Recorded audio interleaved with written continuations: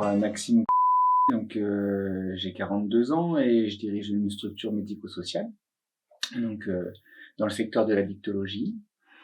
On m'a découvert un cancer il y a 3 ans de ça, donc j'avais 39 ans à l'époque, en 2019. Ça a été, je vais pas dire un choc sur le coup, en fait, je pense qu'on réalise pas tout de suite quand on nous l'annonce, mais ça a été quelque chose d'assez progressif, même si le choc est bien réel au bout d'un moment. Mais c'était donc un cancer du testicule.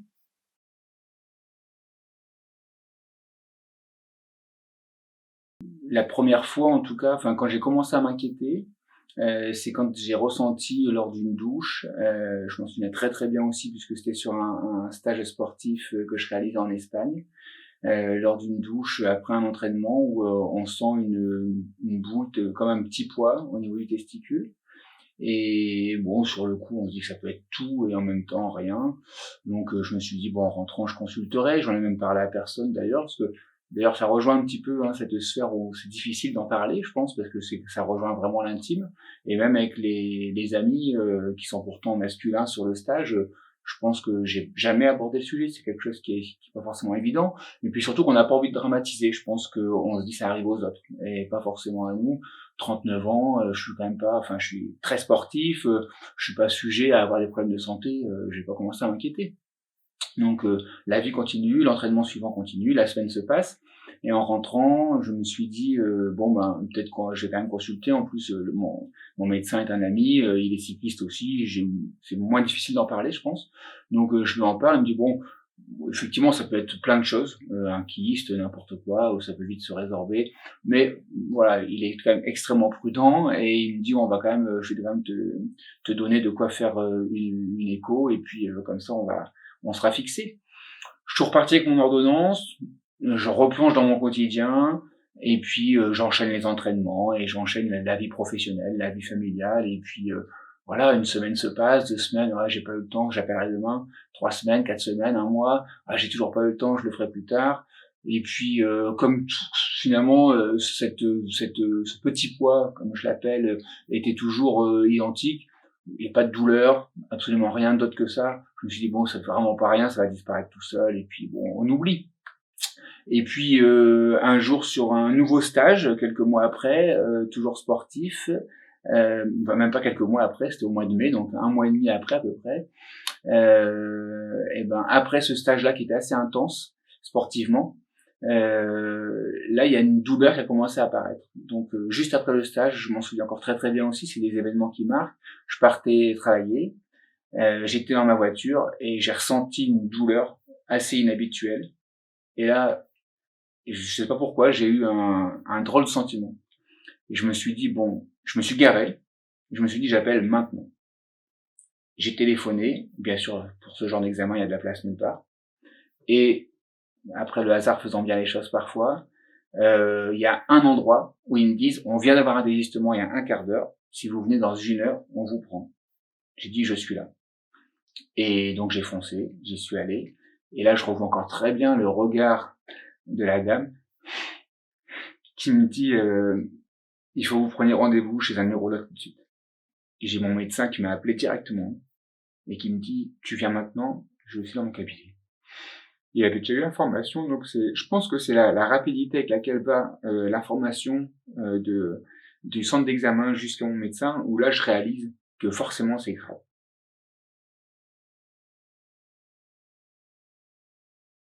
Ce que je sais, c'est que je me suis rendu à l'hôpital et pour donc analyser, voir à quel stade ça en était, voir quelle décision on devait prendre.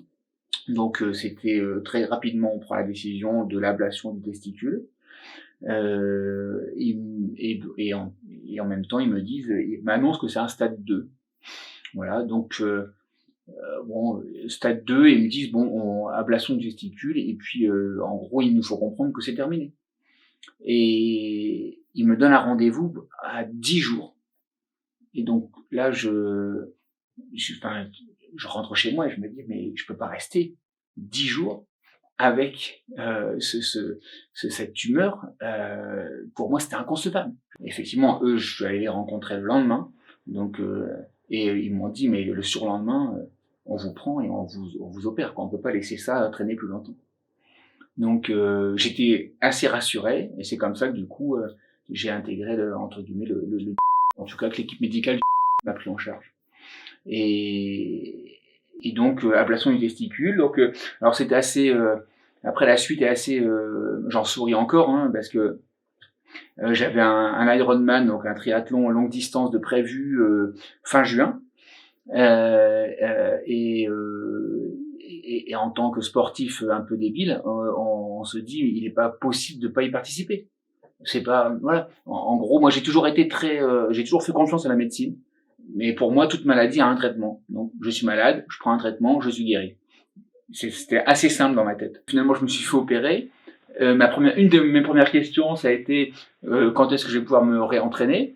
Ils m'ont dit ils m'ont regardé d'un air, mais est-ce que vous vous rendez compte un petit peu de l'opération que ça représente? On réfléchit pas trop quand on est triathlète, donc du coup au bout de 3 jours j'étais de nouveau sur le vélo et je me suis rendu 15 jours plus tard à l'Ironman de Nice que j'ai terminé et en fin de compte quelques jours après on avait prévu de conserver des vacances là-bas près de Nice avec la famille et il y a quelque chose qui n'allait pas. Je ressentais rien de physique, mais je sentais là au niveau de l'abdomen quelque chose qui me dérangeait, mais c'était difficile à décrire. Bon, on profite quand même des vacances, puis je dis bon, en rentrant, j'irai quand même reconsulter, j'en parlerai. Et là, j'ai en rentrant donc de nouveau un rendez-vous de contrôle. Je leur fais part de ça, et bon, tout s'est mis en place. Là, c'était un peu le branle-bas de combat. On s'attendait pas à ça, mais ça avait finalement pris une ampleur au niveau de l'ensemble du corps beaucoup plus conséquente que ce qu'on imagine. Donc là, autant vous dire que durant toutes ces phases, c'est vraiment l'ascenseur émotionnel. Donc on m'annonce qu'il va y avoir de la chimio, et là on commence à m'expliquer donc la perte des cheveux, forcément, alors qu'on m'avait dit qu'il y a des chances que ça n'aurait aucun impact. Donc perte des cheveux, sans doute perte de poids, perte d'appétit, et tout ça c'est ce qui s'est produit, hein, de toute façon. Bon, les nausées, ça nous en parle pas, mais j'en parlerai après. Et puis plus le goût de grand chose en fin de compte, hein, tous ces effets secondaires des chimios aussi, hein, qui sont produits. Et on me dit et on va démarrer les chimios très rapidement. Ce qui est très compliqué entre les chimios, c'est les nausées. Je me suis fait raser les cheveux chez le coiffeur parce que je savais que ça allait tomber, que c'est assez désagréable à un moment donné de prendre sa douche et de s'apercevoir qu'on perd tout.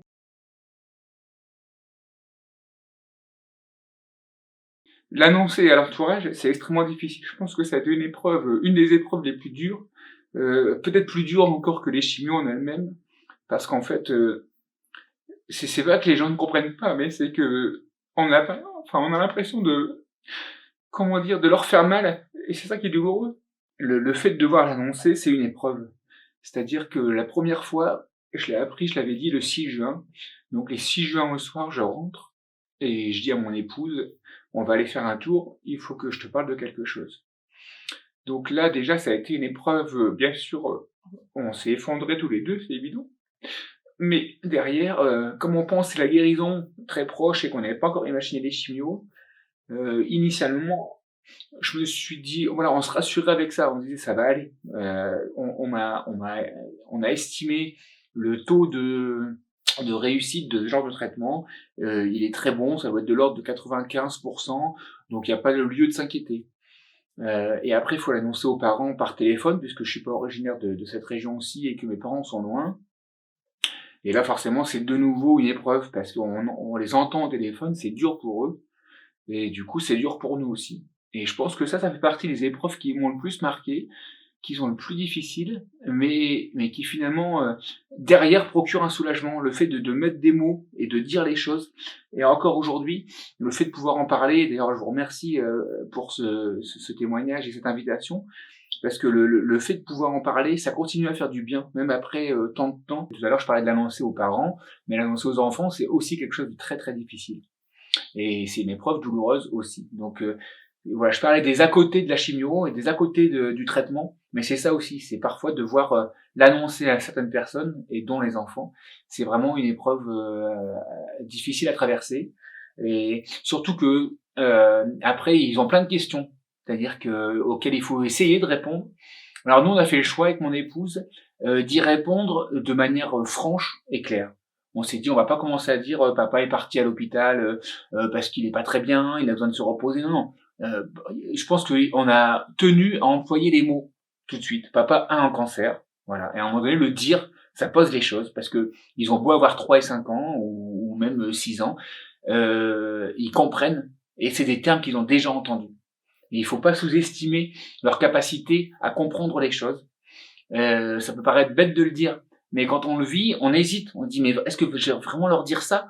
Et après, alors, nous, on a fait le choix, on a réussi à trouver des livres qui en parlaient, des livres pour enfants.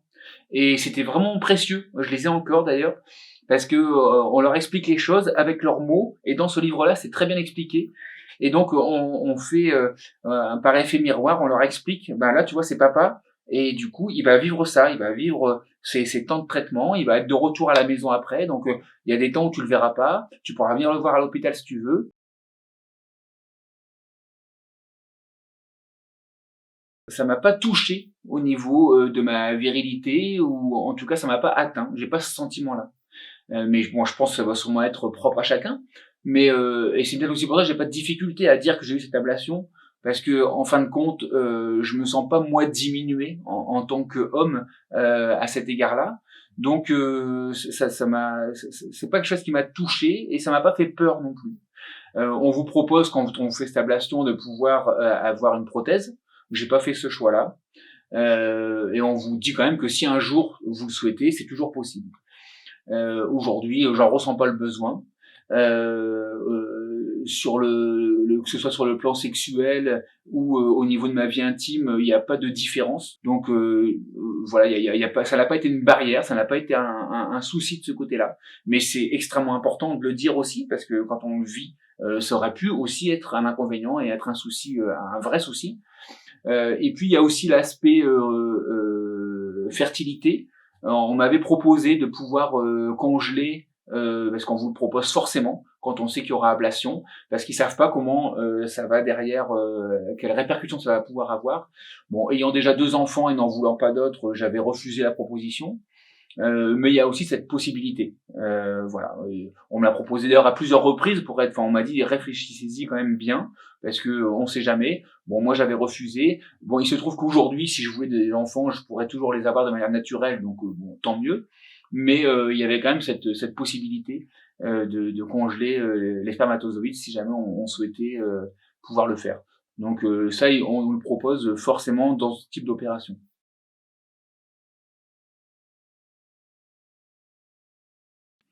Et du coup, sur l'après, maintenant, je suis assez content d'avoir pu en faire quelque chose, puisque j'ai créé l'association Pédalons contre le cancer, puisque j'ai dit tout à l'heure, je suis cycliste, triathlète, enfin voilà, j'adore le sport. Avec un groupe d'amis, on s'est mis en tête de faire une épreuve sportive sur 270 km qu'on a nommé le Tour des Trois Lacs. On a ouvert une page de dons en faveur de la Ligue contre le cancer avec qui on a créé un partenariat puisque quand je les ai consultés, quand je les ai contactés, pardon, ils m'ont directement, ils ont accueilli cette proposition à bras ouverts en me disant c'est une excellente idée et on est derrière vous. Le cancer était une épreuve difficile, mais peut-être qu'aujourd'hui ça m'a conduit là où je suis, c'est-à-dire à faire à mettre en œuvre quelque chose et voilà, j'ai toujours aimé en tout cas être pouvoir mener des actions et être à l'initiative d'actions. Ça c'est dans mon caractère et je pense qu'aujourd'hui de pouvoir le mettre en œuvre pour une telle pour un tel message, ça me réjouit encore plus et c'est encore plus motivant. Et je remercierai jamais assez l'entourage qui a toujours été derrière moi et qui est encore avec moi aujourd'hui pour mettre en œuvre, parce que bien sûr je suis pas seul, pour mettre en œuvre cette dynamique. Ne pas faire la même erreur que j'ai pu faire, d'attendre pour aller me faire dépister, parce que à 39 ans on a l'impression que enfin, je veux pas dire qu'on est invincible, mais en tout cas qu'on est difficilement atteignable, parce qu'à 39 ans, on n'a pas le sentiment, puis comme je l'ai dit en introduction, comme en plus on fait beaucoup de sport et ça marche très bien, enfin on a une forme sportive et des capacités qui nous font jamais penser qu'on puisse être atteint d'une telle maladie. Et c'est ce qui m'a d'ailleurs poussé à retarder aussi longtemps ce fameux dépistage et cette consultation.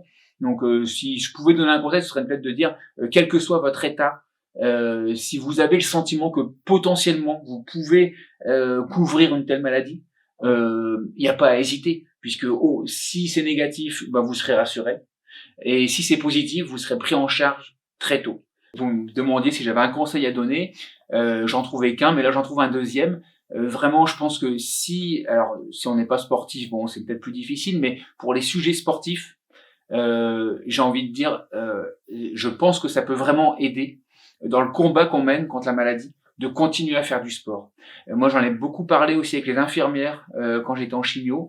Je leur disais que je continuais à courir et à pédaler entre chaque chimio quand j'étais chez moi, et elles me disaient mais c'est formidable, continuez. C'est aussi aller courir, c'est aussi faire un peu de sport. Donc voilà, si je peux aussi donner un autre conseil, c'est n'hésitez pas. Bien sûr, il faut le sentir, il faut pas se forcer si on est très très mal. Il y a des jours où c'était impossible parce que physiquement c'était impossible. Mais quand si on en sent le besoin et l'envie, je dirais, allez-y.